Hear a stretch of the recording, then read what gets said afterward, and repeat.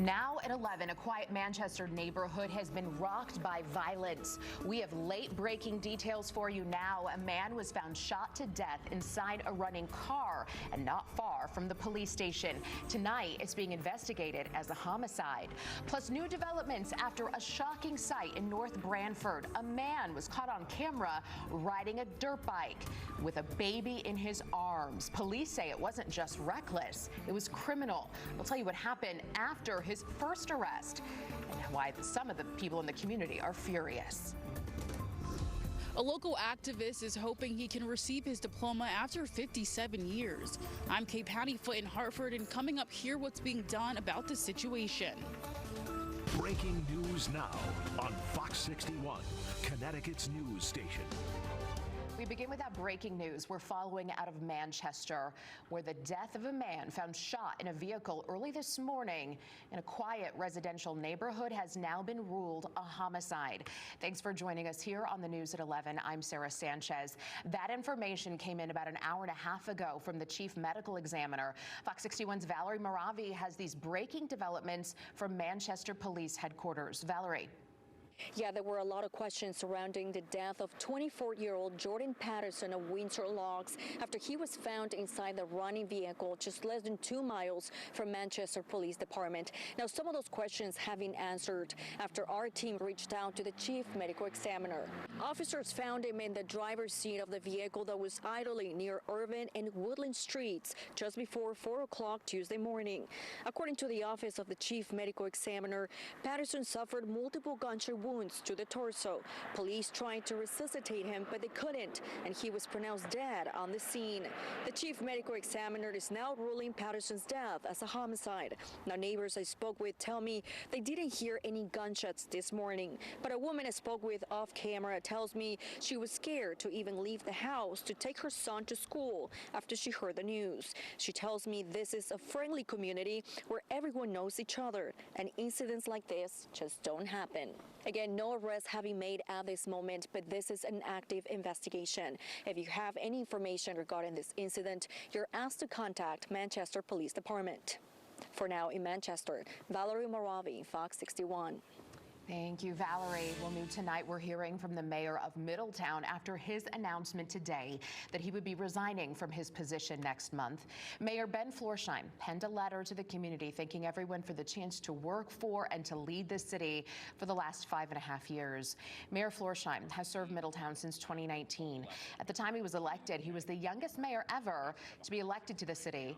The mayor will officially step down on June 16th. The Middletown Common Council president will become acting mayor in the meantime. In a letter released by Mayor Florsheim tonight, he wrote the following, quote, doing this job has been the greatest honor of my life. As proud as I am of everything we have achieved during my time in office, that sense of accomplishment is exceeded only by the optimism I have for Middletown's future. There are a number of personal and professional reasons why I've come to the decision to move on. For now, I'll just say that the time has come for me to pursue a new career direction, one that will keep me in service to the community, but allow me more time and opportunity to focus on building the family and the future that I envision for myself here in Middletown. To put it another way, I'm not going anywhere, and I look forward to making myself of service to the community in the future. Well, new developments now from North Branford. Police have released new video and audio from a risk of injury case. A man has been charged, accused of driving a dirt bike around town while holding an infant in his lap. And according to police, this didn't just happen once. Fox 61's Brent Harden shares that new video and those 911 calls with us. Branford police say this is the first time they encountered Timothy Sherrick riding his dirt bike in Northford Park, and the bundle in his arms, they say, is a 9-month-old baby. When Officer Brandon Cosenza tried to stop Sherrick, this is what happened. They fled into a wooded area on the dirt bike with the minor still on the bike.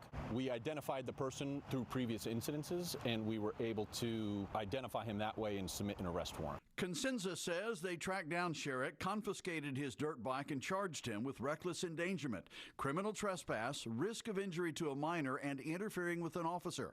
Serious charges, but maybe not serious enough, because just a few weeks later, North Branford 911, address emergency.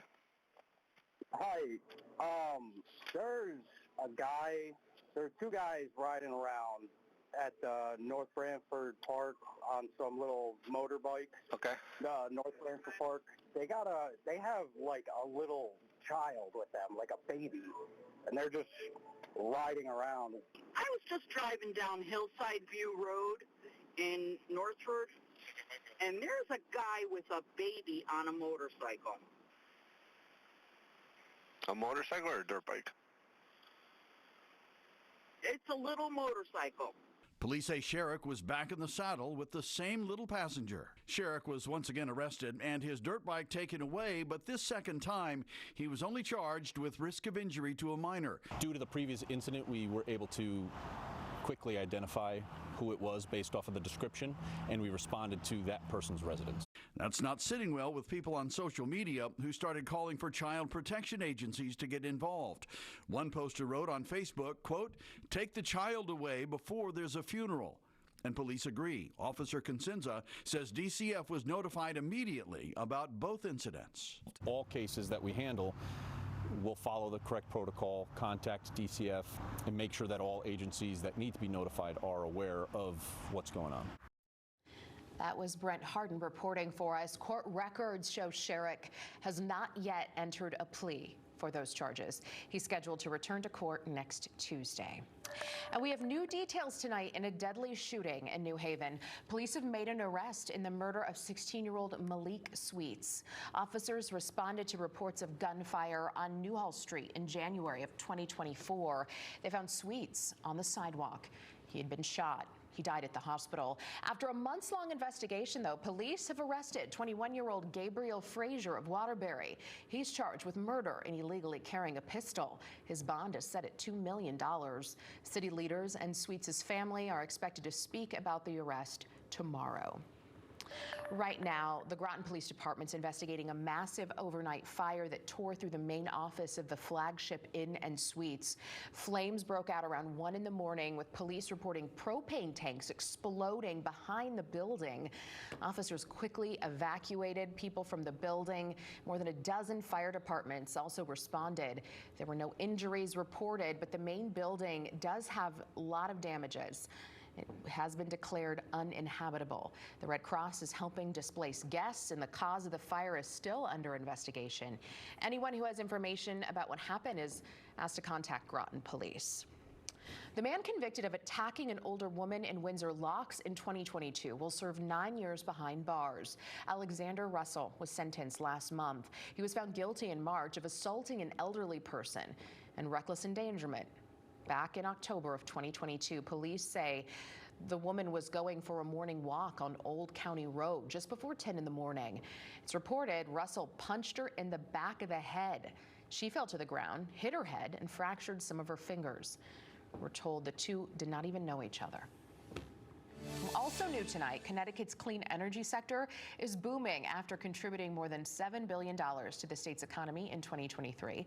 That's according to a new industry report. Nearly 46,000 workers across 4,500 companies are now part of the growing green workforce, with job growth outpacing the state average.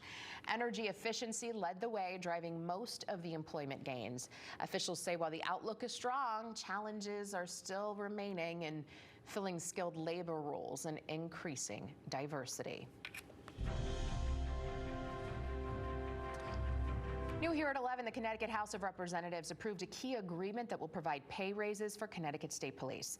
The deal, reached in April between the governor and the police union, aims to ensure state troopers receive compensation reflecting their vital role in keeping the state safe. The bill passed with strong support, but still needs Senate approval to take effect. Governor Ned Lamont emphasizes that investing in law enforcement is critical for recruitment and retaining qualified officers.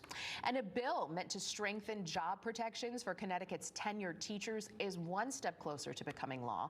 Senate Bill 1371 requires teacher termination hearings to be conducted by a neutral hearing officer whose decision would be binding.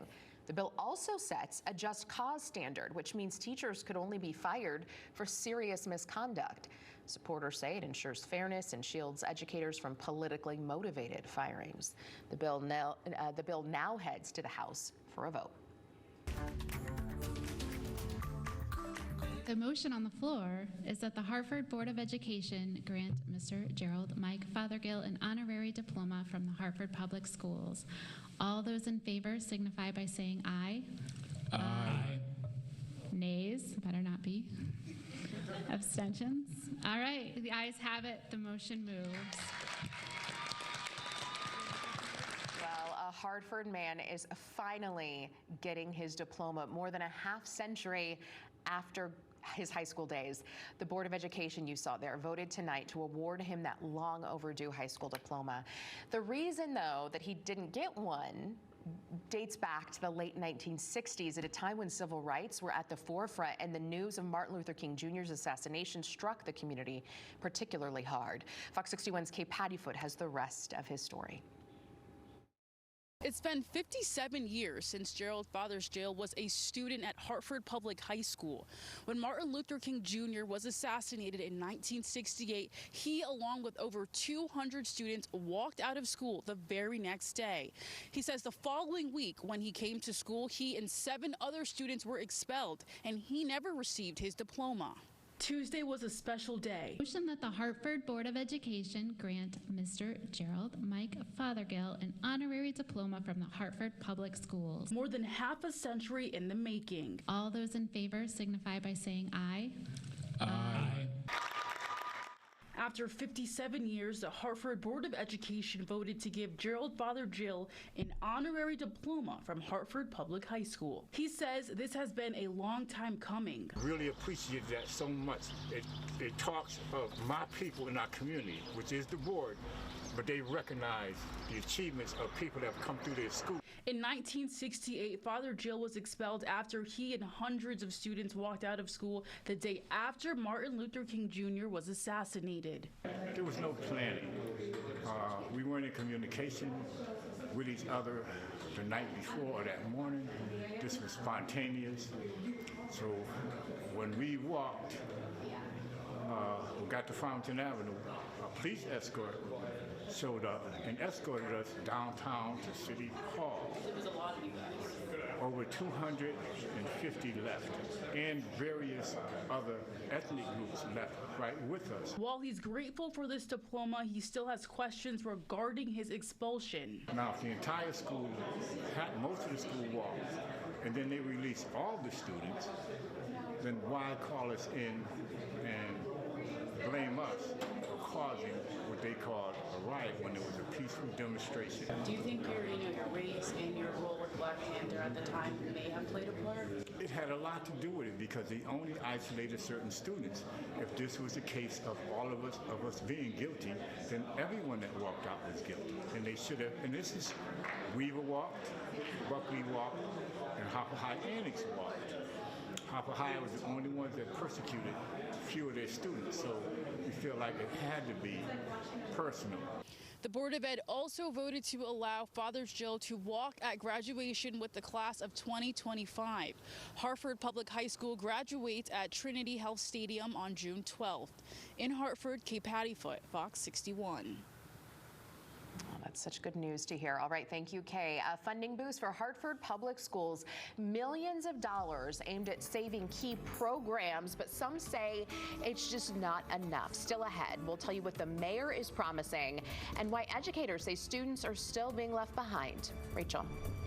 Our chilly stretch continues. In fact, it's even cooler tomorrow with showers developing. But really, the main event is going to be Thursday. Weather impact alert for a late season nor'easter, bringing heavy rain, gusty winds, and chilly temperatures. We'll talk timing and how this will impact your life coming up.